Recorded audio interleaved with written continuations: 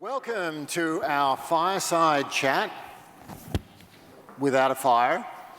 Firstly, I want to introduce myself and then I'll introduce Adrian and Cam.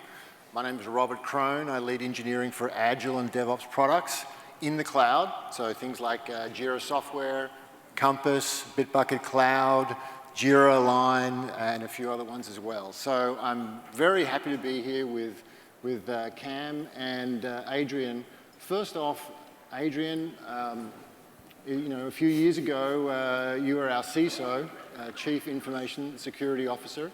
You also had, shorter hair if you saw the picture before.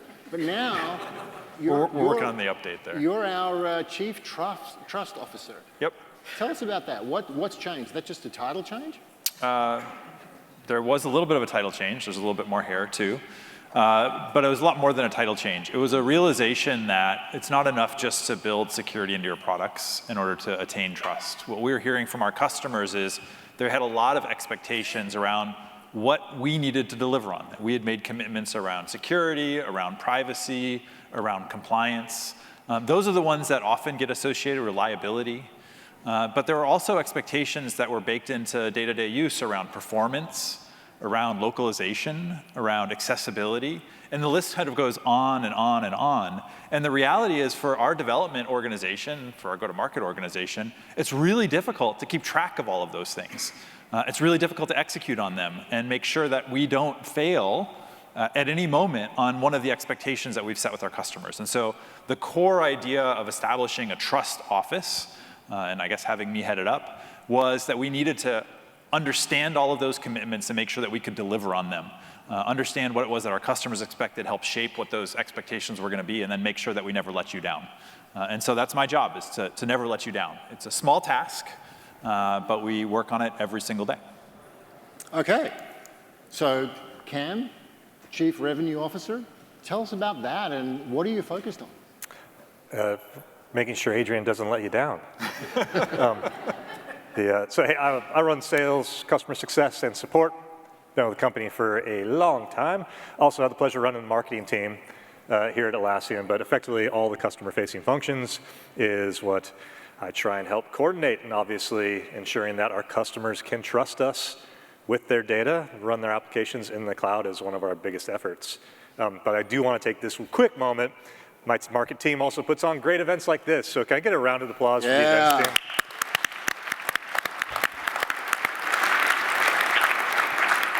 Obviously doing these type of events is somewhat of a new thing for us. We usually done one big event every year, so it's great that we can come to a place like Berlin in February and still pack a room. So hopefully you're enjoying the room as much as we are. So thank you. So we are in Europe, so let's talk about what you're hearing from European customers and what are their concerns? So I was in Paris on Monday, I was in London on Tuesday, Berlin since yesterday, so I've had the pleasure of meeting a variety of our European customers. There's a variety of concerns, so I'll keep it focused on Atlassian as a whole versus broadly across their businesses.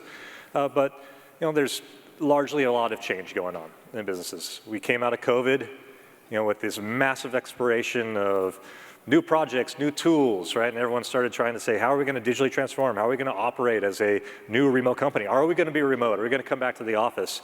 A lot of confusion over the last few years. And now as we come out of that, it's really largely a consolidation, a focus, a standardization approach that we see across our customer base. When it comes to Atlassian, obviously it's how can we help? There's a variety of tools with this plethora of applications to help teams collaborate.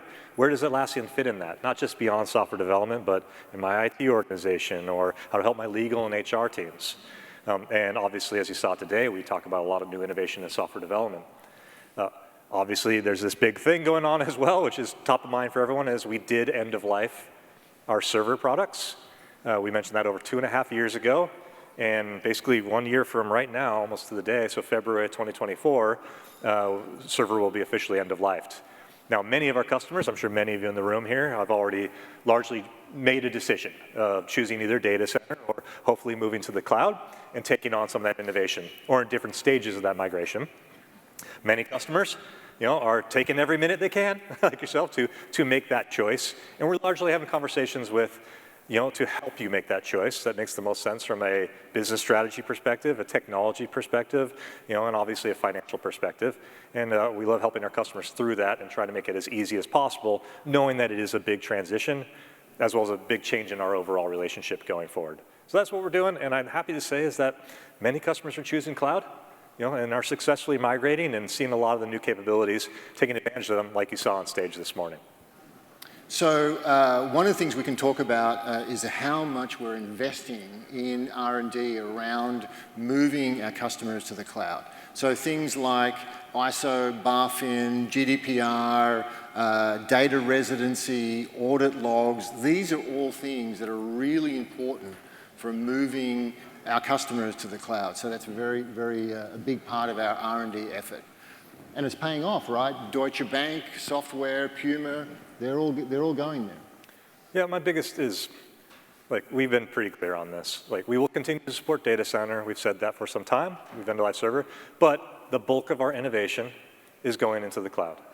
And we want to make sure that every single one of our customers has no technical, legal, business reason to not adopt our cloud technology.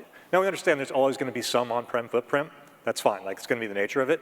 But the industry is going that way, and we want to make sure that if you have a specific requirement, an acronym we need to go do, it's a ban fee or HIPAA or you name it, we have a whole team that does nothing but we're trying to knock off those acronyms. If it's scale, as I tell many people, we supported 2,000 users 4 years ago. Now we support up to 50,000 in EAP.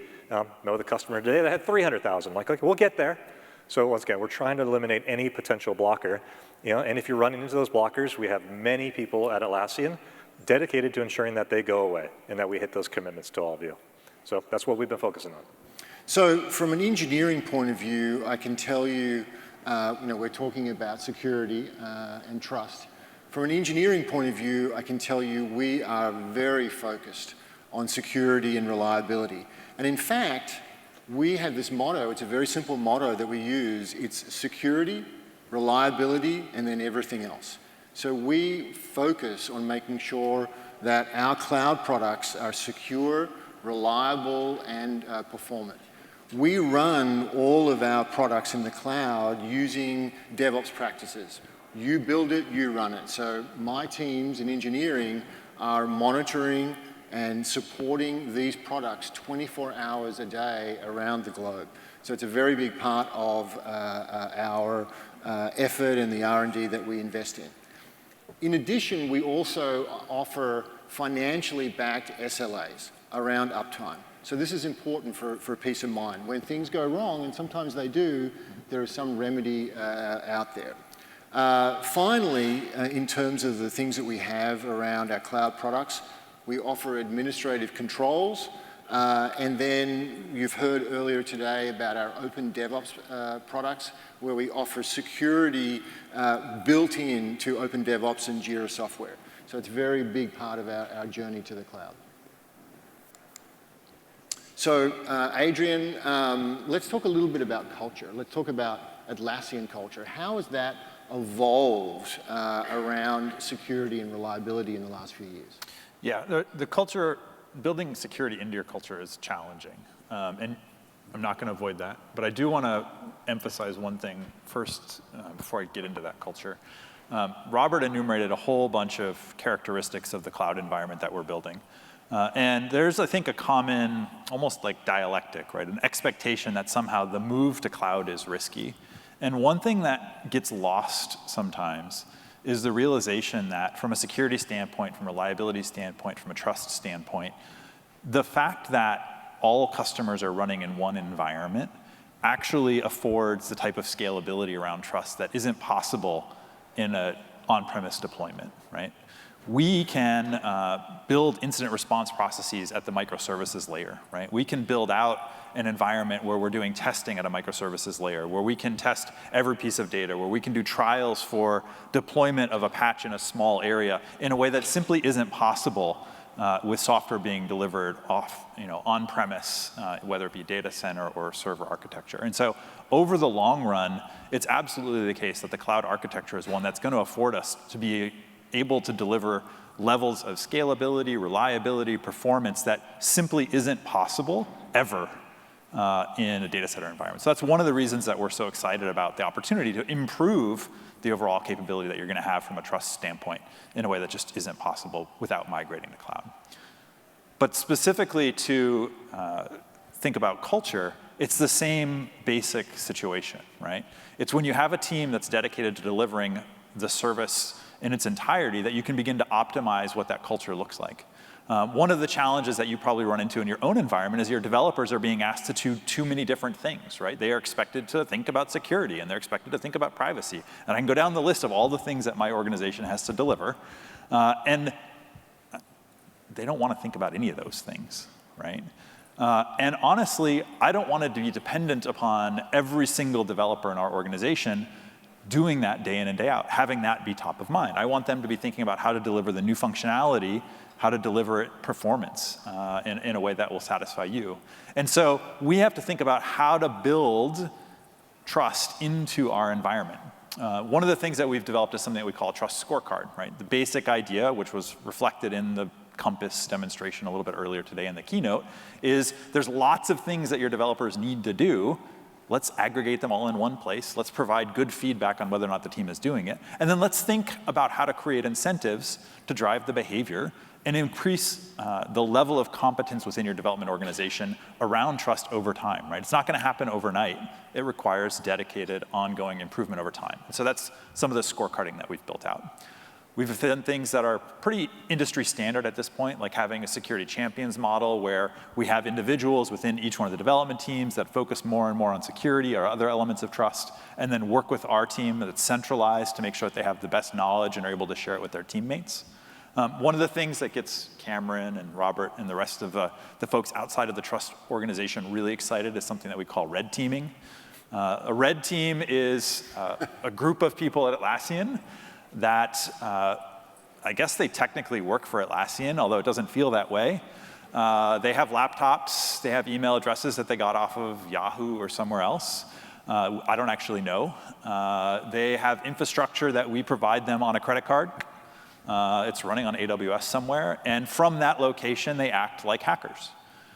They identify potential weaknesses. They look at bug bounty submissions that are being provided to us, which are vulnerabilities that have been found by researchers. They say, could I exploit that? And then if I did exploit that, what would I do with it? They do phishing-style attacks against our employees, and if they're able to be successful, they then use that as a launch pad to conduct further operations.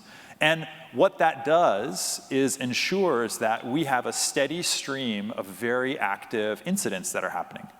They're not real in the sense that it's not customer data being exploited by an actual adversary, but they are entirely real in the sense that we don't know who's doing it, and our team has to respond to it. And in some instances, we had an incident just last week where it took us about 36 hours before I was informed that the particular breach that we considered to be a Sev-0, our most significant security breach, was in fact a red team exercise. So we were on the phone with outside counsel, talking to our lawyers. We were engaging with the crisis PR comms team.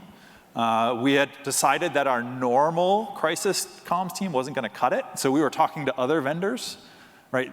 So this is a very serious executive level situation where you're beginning to see how it is that your team's going to respond in that kind of crisis. And it's critical that we do that the red team is active day in and day out, and maybe every few months are able to find a way to generate that kind of excitement so that we can really exercise our process. So those are some of the types of things that we've tried to do in our own environment to make sure that we're as prepared as we can possibly be. Yeah. My team that was up at 1 a.m. responding to your fake crisis wants to say thank you.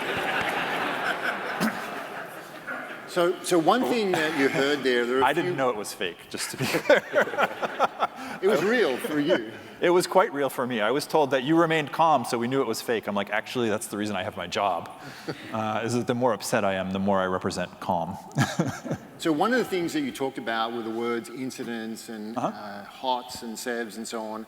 I want to make it really clear that we treat security incidents as at the same level or even higher, depending on the severity, as an outage. So when we have a breach or we don't meet an SLA for remediation of a vulnerability, it floats all the way to the top. So this is another example of how we treat security and reliability at the very top of the work that we do. But now let's talk about the outage last year in April. Cam, tell us about that. Yep, as many people might have known in this room, we did have an outage about a year ago, April timeframe. Affected 1% of our customer base that were effectively down for a day to multiple days. It was not our finest hour. I'll tell you that that entire process exposed a few things at Atlassian, and I want to say about, when we think about outages and downtime, like, we're going to have incidents. It's the nature of running technology. Whether you're running our software on your hardware or you're trusting a SaaS vendor, the nature of technology, there's going to be problems going along. And it's not just the fact that are you doing things to avoid that problem or avoid that outage, it's also how you respond and engage around the outage itself. And the good news is, although we didn't lose any customer data, we were down for a while and had to go meet with just about every one of those customers that was impacted. I did meet personally to get their direct feedback on how we should improve, what their expectations were, and turn that into internal operational processes. So I have to say that now, almost a year later, we have built up a much stronger muscle across the board for if and when new incidents do occur in the future. First and foremost, I won't go into the technical details of the operation, but largely it exposed to a part of our internal operations that was not protected, did not have the proper controls around it. We were able to build those controls, but more importantly, force an audit of all similar controls in the organization to ensure that similar type of incidents like that cannot happen again. And obviously that's on the engineering side. But even on the customer-facing team side, just simply how we communicate, engage, react, hold those customers' hands through that incident is something we have completely overhauled over the last 12 months. I've built up a dedicated escalation management team of dozens of people worldwide that are truly that first human point of contact when an incident happens, so they can make sure that customers get exactly what they need, exactly the right technological response, and potential their own mitigation they can go run. From there, we've completely overhauled, honestly, how you log into our systems if there is a broader outage, where we can basically bypass certain login requirements or identity requirements. So if we know there's an incident, you're getting directly talking to us as quickly as possible. We fully overhauled our crisis communications, not just on what we put on status page or what we send out in email, but how we update our social feeds, how we engage in the community as a whole. And most importantly across the board, from the exec team on down, we've basically overhauled our entire incident management, largely teams that get fired up. So if anytime we have an incident of a certain size, basically half of the exec team and almost all the engineering leadership team gets woken up. We all get paged by Ops Genie. 2 a.m. in the morning, we're up on those incidents, on Slack, on Zoom, trying to respond to customers as quickly as possible, bringing that additional energy across the business that is required. Lastly, on top of all of that, we also, much like we've done these red team simulations, we've done full incident simulations across the entire organization, doing tabletop exercises, having mock situations where we have a planned outage or something like that, and then we take all the teams to respond. So that's the thing I'm most proud about. I'm not here to say there won't be technology incidents in the future. There's always going to be some challenges. It's the nature of technology, but how we respond to that is significantly improved, and something I'm actually quite proud of what we've been able to accomplish over the last year. Adrian, anything else you want to add to that, the incident response? Incident response is super important. Yeah, I think the thing that I would highlight is there's technical and then there's people. Right? And the technical problems are hard, and we talk a lot about them, and their scalability and all those sorts of things. But that's not the hardest problem. The hardest problem is, how do your people respond? How does your organization respond? How do your customers respond? How do you manage the interaction with all of them? Because every one of them has a slightly different perspective on what's happening when you have an incident. Every one of them has a different set of expectations. Every one of them has a different timeline they're operating on.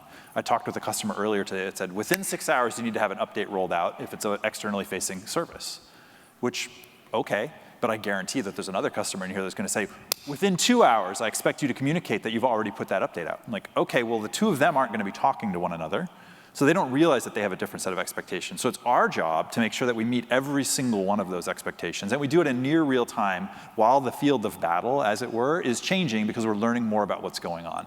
So the key is, how do you get your people and your environment situated to be able to do that in real time every time. Because that's what the 100,000 European customers that we have, 90% of whom are on cloud, are going to have us expecting to do at the moment that it happens. And so we can do good technology, right? We can apply the basic principle that we have of if you have an incident, you fix the incident, you fix the root cause for the incident, and then you put testing in place to make sure that type of incident's never going to happen. You have to do all three, technically. But then how do you also have an environment and an organization that can deal with when all three of those things fail? And that's the hard part.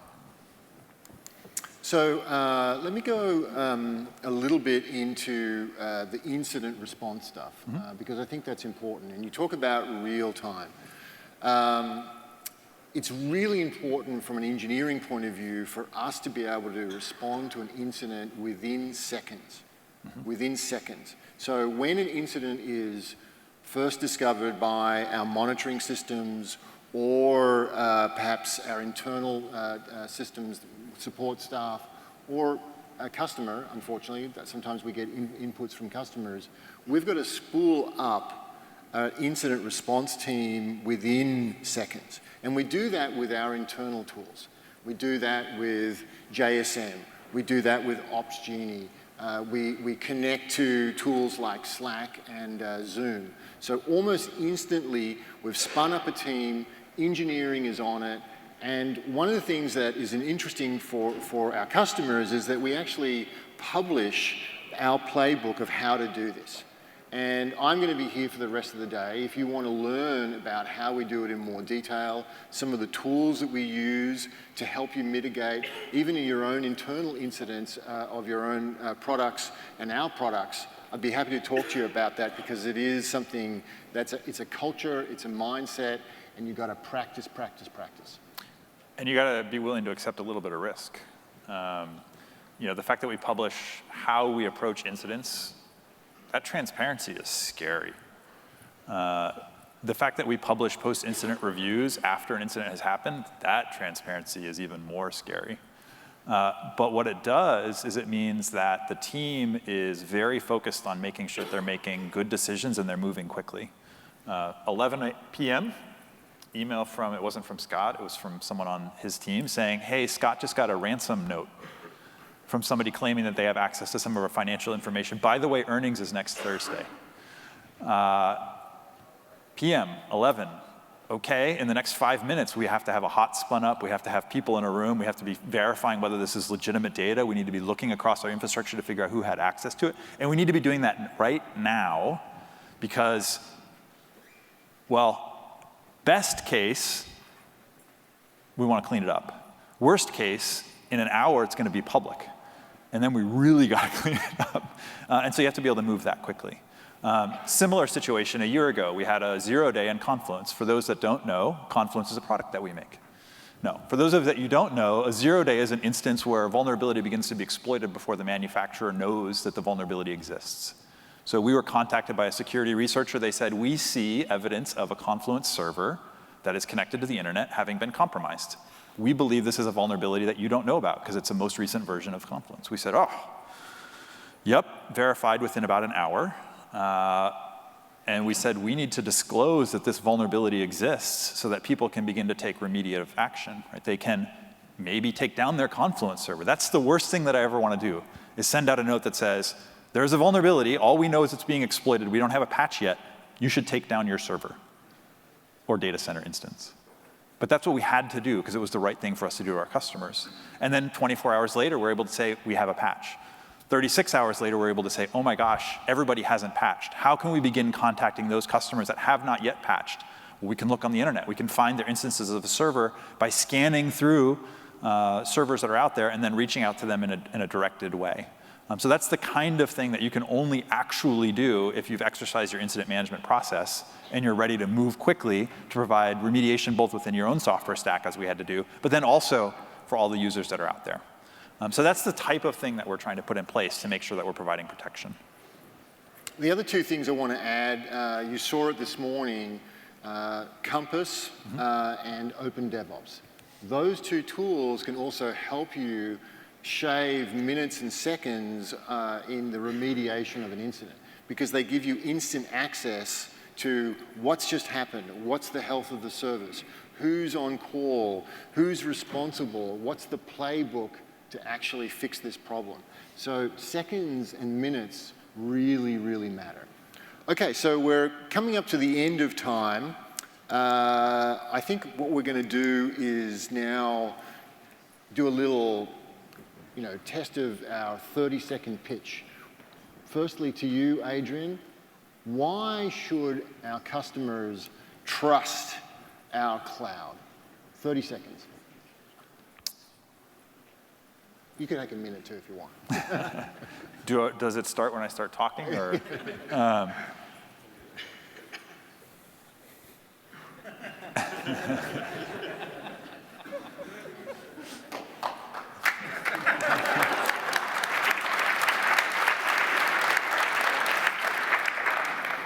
First and foremost, I think the cloud fundamentally is more trustworthy. And I know that's hard to swallow, right? There's a belief that if I control a thing, I can trust it more. But the reality is, when you are trusting a cloud provider, if they are operating at the scale that Atlassian is operating at, what you are getting is the measure of confidence that is required by every single one of those customers, and our commitment to deliver against every single one of those customers. And I'll throw a number out there that says, you're $1 million customer, you're very, very important to us, but you're 5 million, you're 10 million.